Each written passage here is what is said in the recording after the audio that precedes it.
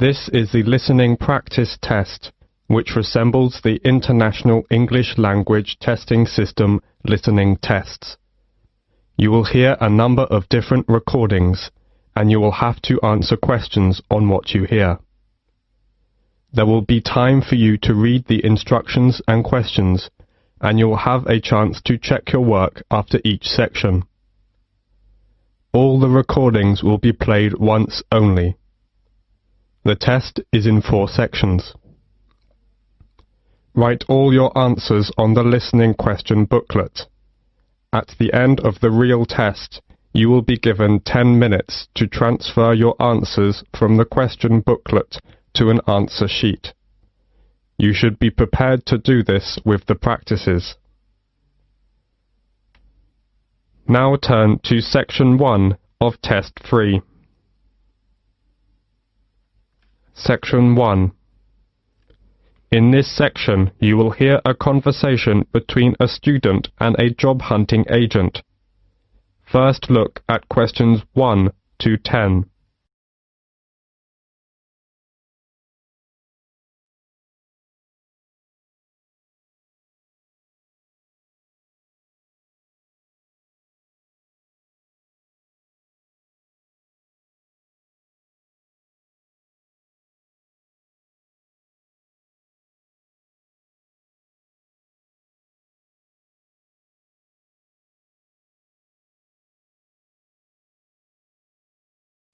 Now we shall begin. You should answer questions as you listen because you will not hear the recording a second time. Now listen carefully and answer questions 1 to 10. Section 1. Good morning. May I help you? Oh, good morning. Is this the Student Job Center? Oh, yes. I was wondering if perhaps you could tell me a bit about the job. You know, the hotel recruitment program that offers a range of work at the hotels in the area. Of course. Take a seat, please. I'll take you through some of what we have on offer. Thank you so much. Oh, wait a second and I'll get my pen. Okay. The first job is reception assistant at the Parkview Hotel. The Parkview Hotel has quite an international flavor, so you'll need to speak at least 2 foreign languages. Sure. I can speak fluent French and Spanish, so that's no problem. Good. And many guests, of course, travel by car, and you may have to take their vehicles around to the car park, so you will need to have a valid driving license, and you will not be allowed to do the job if you haven't. Okay, I got that. Right. And they also say that basic computer skills, such as word processing, would be an advantage, although this isn't a requirement. Well, I just got my computer skills certificate, so I have no worries about that. This is quite a varied job.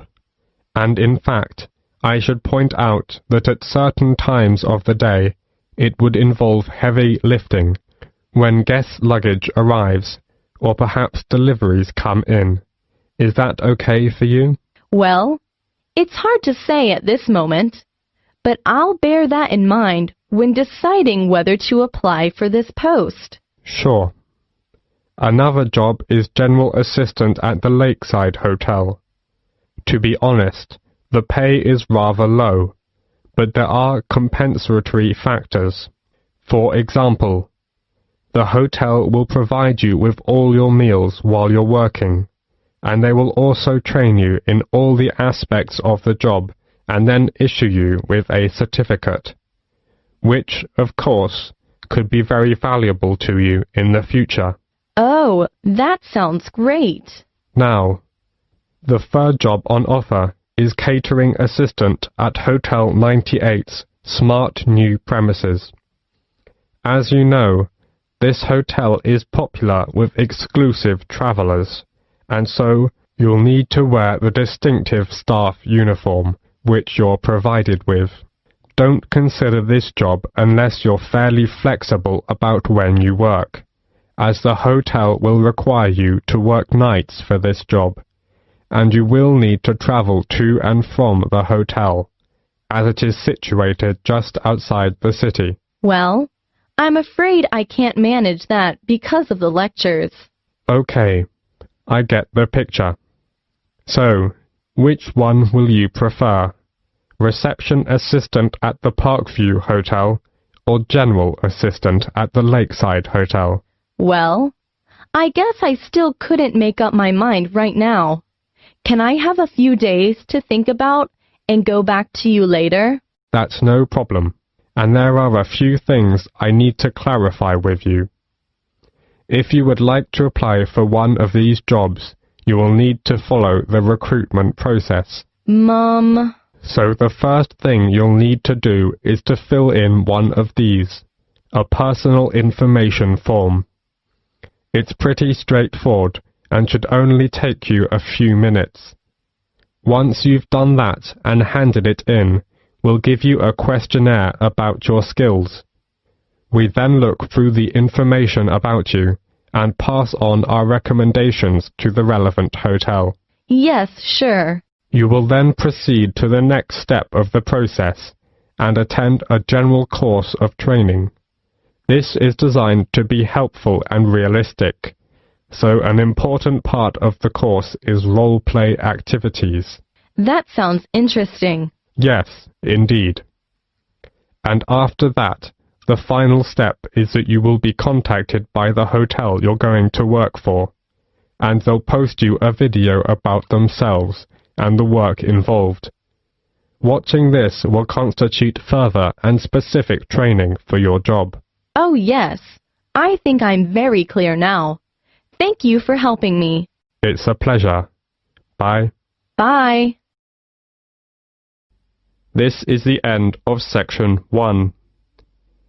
You now have half a minute to check your answers.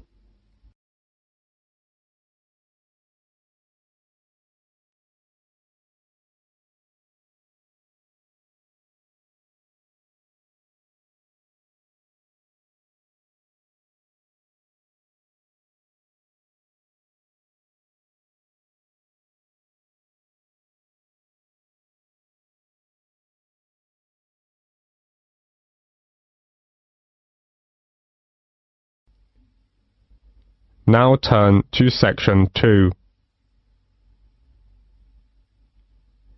You will hear a doctor from a medical centre giving some information about the centre. As you listen, answer questions 11 to 20. First, you will have some time to look at questions 11 to 14.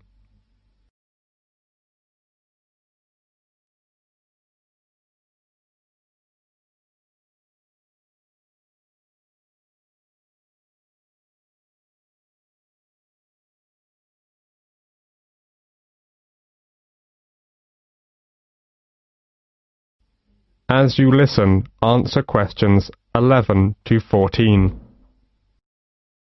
Section 2. Good morning, everyone.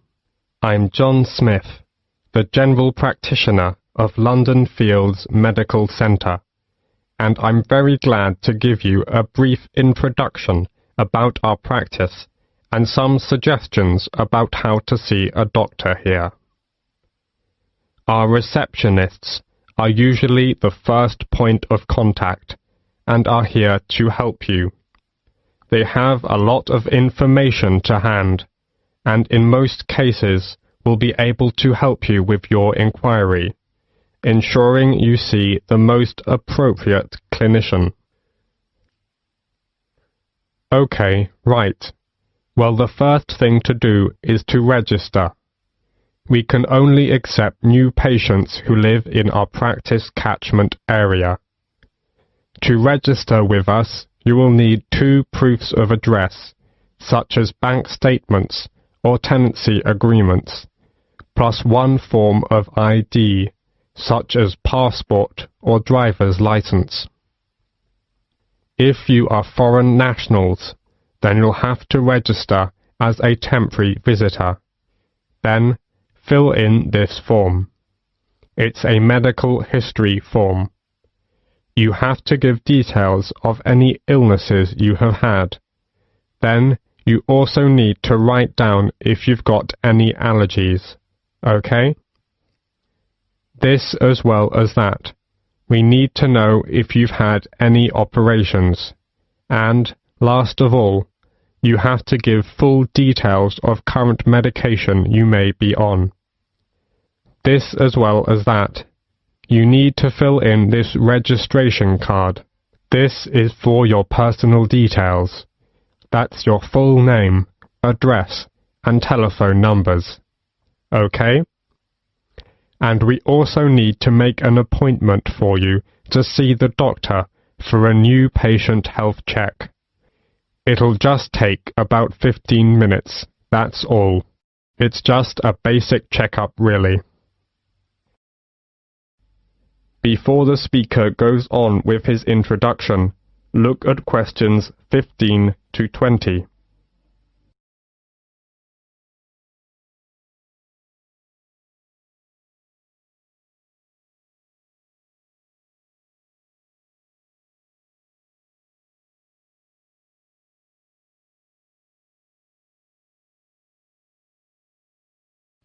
Now listen to the continued talk and answer questions 15 to 20 by choosing the appropriate letters.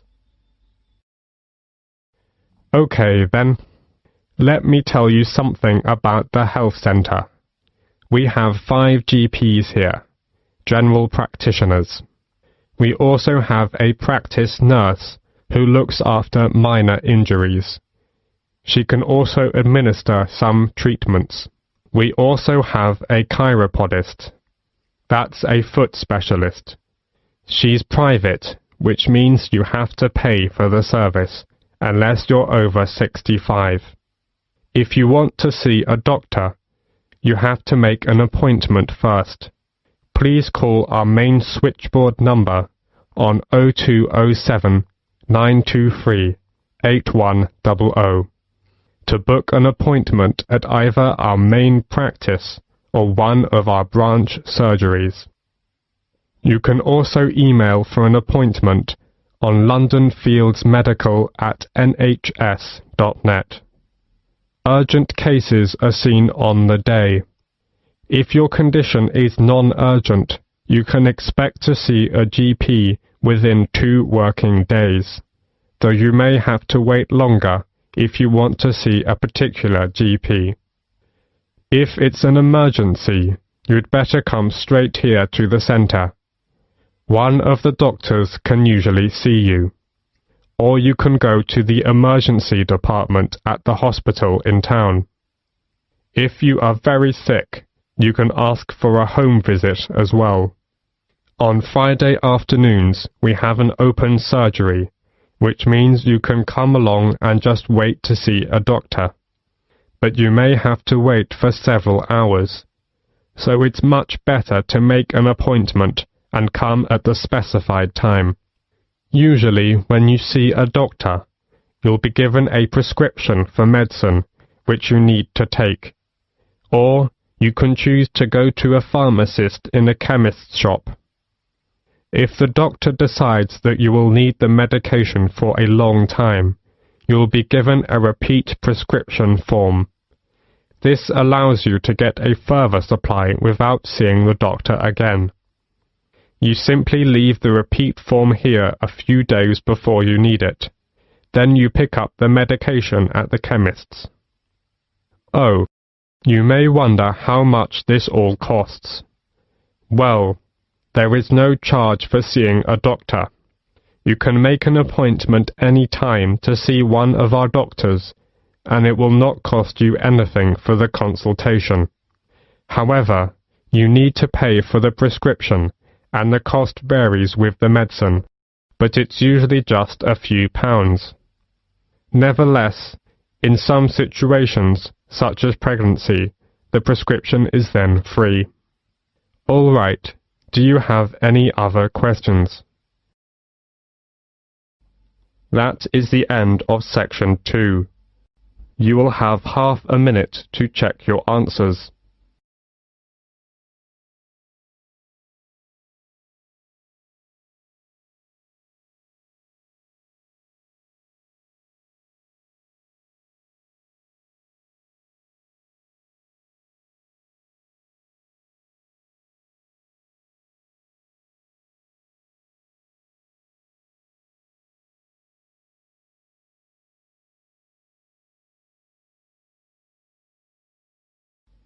Now turn to section 3.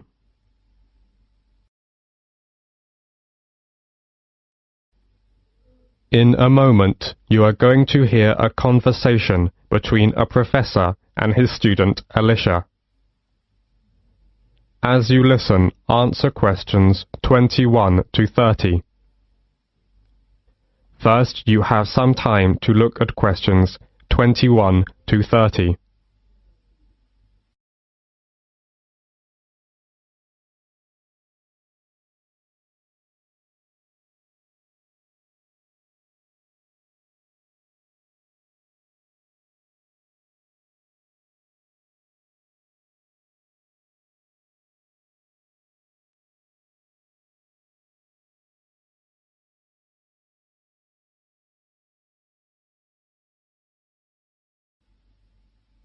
Now, listen carefully to the conversation and answer questions 21 to 30. Section 3. Until recently, we knew almost nothing about how important bees are in maintaining natural diversity. Now we know more about them. We know, for example, that bees fall into two categories: wild bees and domesticated honeybees. A main reason for the domestication of bees has always been the production of honey and beeswax. We also know that honeybees are the dominant pollinators. In addition to bees, wasps, moths, butterflies, flies and beetles, as many as 1,500 species of bird and mammals serve as pollinators. Many crops of commercial importance, such as almond, cherry, avocado pear, watermelon, cucumber, rely on pollination by insects. And of these insects, bees are by far the most important.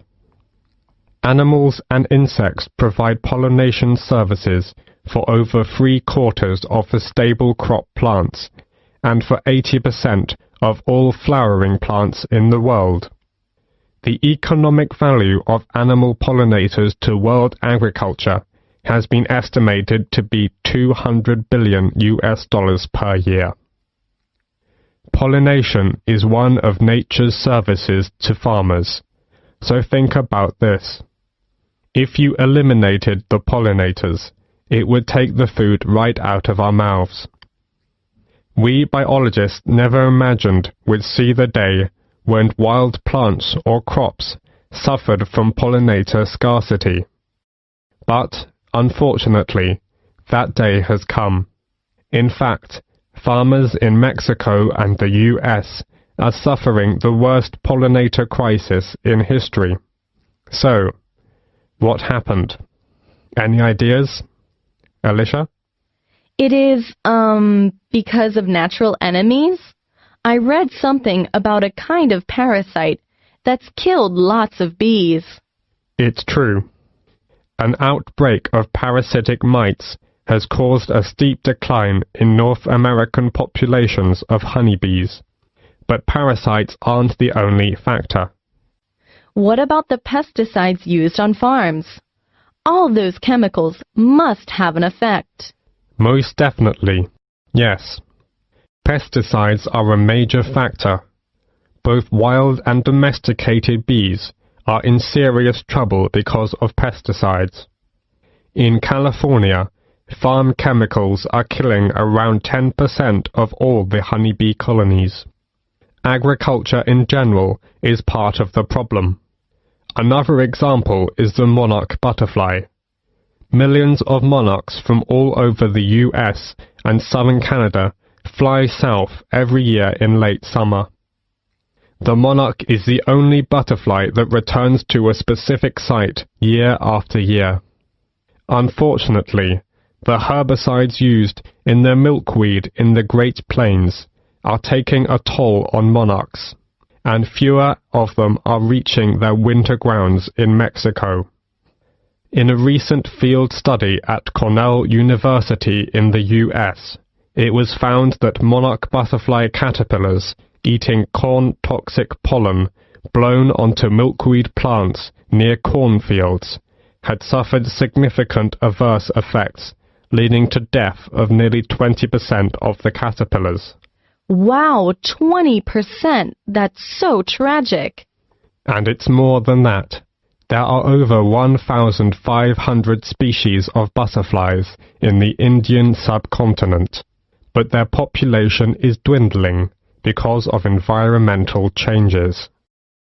Many man-made environmental changes like deforestation, extension of farming, and unrestricted urbanization are threatening some species of butterflies to extinction by destruction or disturbance of their larval as well as adult food plants, feeding grounds and shelters.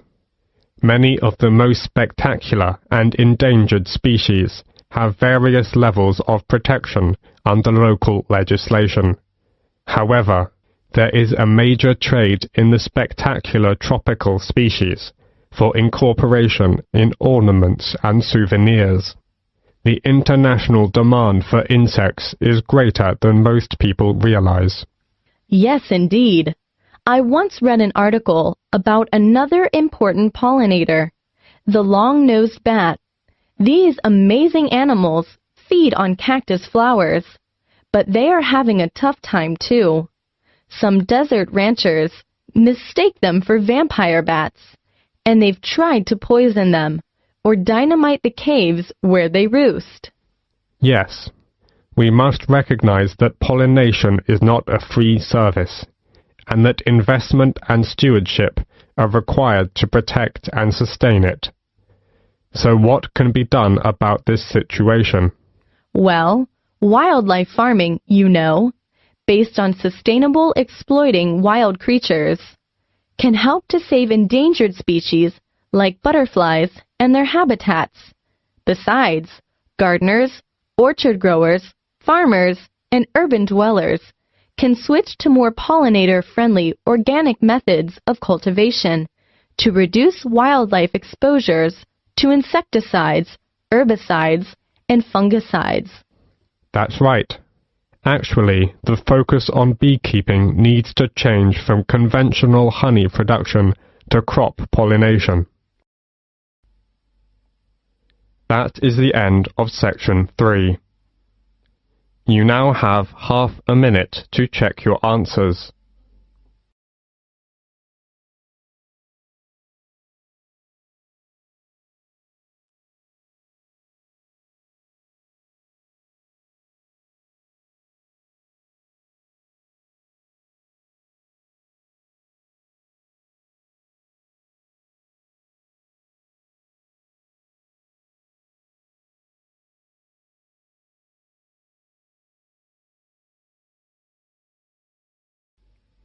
Now turn to section 4.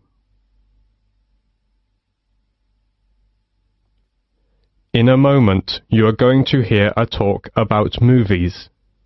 As you listen, answer questions 31 to 40.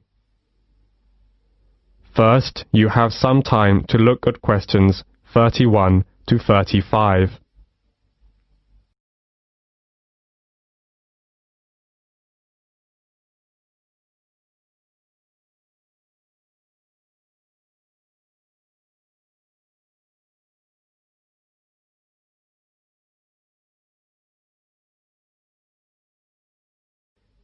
Now, listen carefully to the talk and answer questions 31 to 35. Section 4. The London Eye. Today I want to focus on some of the major sites that attract tourists to cities, and I am going to begin with the London Eye. The London Eye is London's newest major tourist attraction. It is a huge wheel designed to celebrate the millennium year 2000, so it's also known as the Millennium Wheel. It stands at Millennium Pier on the south bank of River Thames, close to the south end of Westminster Bridge, and within an easy walk of the Houses of Parliament and Big Ben. Though it looks like a huge Ferris wheel, the London Eye is no fairground thrill ride, but a slow and stately way to experience London in a unique way. The London Eye is the UK's most popular paid-for visitor attraction, visited by over 3.5 million people a year. The Eye was built between 1998 and 2000. It seems remarkable that a site that has so quickly become a symbol of modern London has been around for such a short time. It took fully 7 years from start of the design process to create the Eye. It was intended to stand for only a few years, but it proved to be such a popular attraction that the decision was made to make the wheel a permanent feature of the London landscape. The Eye was sponsored by British Airways, and for several years after opening, it was referred to as the British Airways Millennium Wheel. Today the London Eye is under the ownership of the London Eye Company, a subsidiary of Merlin Entertainments Group Company. Constructing the Merlin Entertainments London Eye was a massive challenge. It's the tallest cantilevered observation wheel in the world, rising high above the London skyline at 135 meters.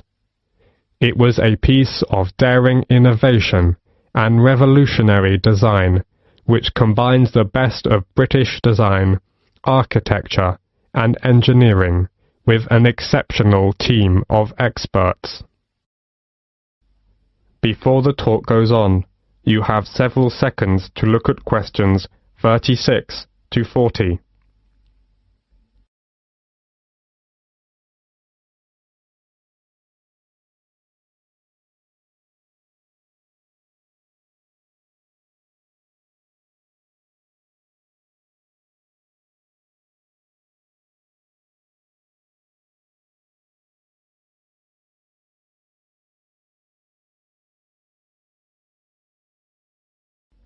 Now listen to the continued talk and answer questions 36 to 40 by completing the diagram. So, how is that great wheel held up? How did it get there? The starting point was, of course, the ground, and while parts of the wheel itself were still being constructed in various countries, tension piles were being driven into the ground beside the River Thames. This was the first step, and once these were securely in place, a base cap was installed over them as a kind of lock, with 2 giant plinths pointing up, onto which an A-frame was attached, like a giant letter. The wheel was supported on huge A-frame legs, made up of 2,200 tons of concrete on 44 concrete piles set 33 meters deep in the earth.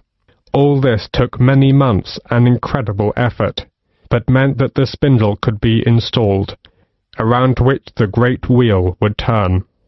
The spindle itself was too large to cast as a single piece, so instead was produced in 8 smaller sections. Now the project really was in business, and the vast rim, with spokes like an outsized bicycle wheel, could be brought in. 64 spoke cables, which are similar to bicycle spokes, hold the rim tight to the central spindle, and the view was enhanced by the capsule design. Unlike traditional Ferris wheel designs that you might see at a local fairground, the passenger capsules were not suspended under the wheel. They were set within a circular mounting ring attached to the outside surface of the wheel. What this means in practice is that travellers within the capsule have a full 360-degree panoramic view, unhindered by spokes or wheel struts. And the last thing to be built is the first thing the visitor encounters, the boarding platform laid down underneath. The wheel does not usually stop to take on passengers. The rotation rate is slow enough to allow passengers to walk on and off the moving capsules at ground level. It is, however, stopped to allow disabled or elderly passengers time to embark and disembark safely. That is the end of section 4. Now you have half a minute to check your answers.